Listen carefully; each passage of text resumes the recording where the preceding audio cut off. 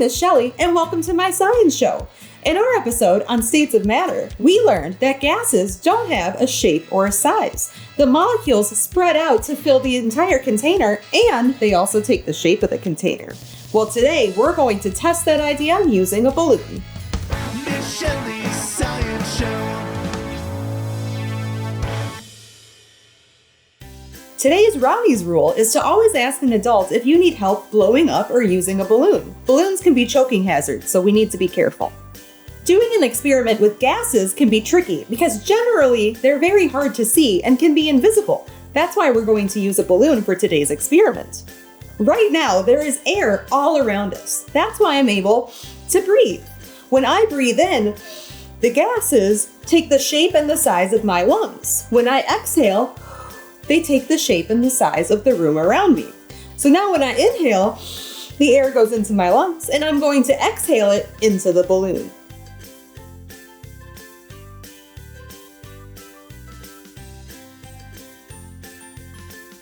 Now the air has spread out inside the balloon and has also taken the shape of the balloon. What do you think is going to happen if I let go of the end of the balloon?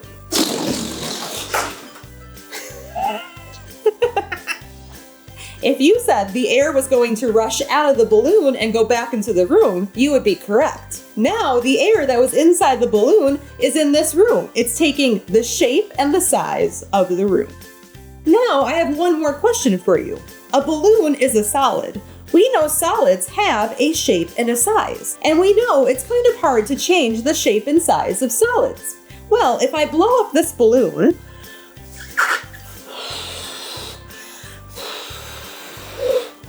and use something sharp like the tip of this pencil to change the shape of that solid balloon, what's going to happen to the gas inside? Well, let's find out. If you said that the gas was going to escape and take the shape and the size of the room, you would be correct. Also, if you said I was going to change the shape or the size of the balloon, you would be correct as well. So grab a balloon and try it yourself. And I'll see you next time on another episode of Miss Shelley's Science Show.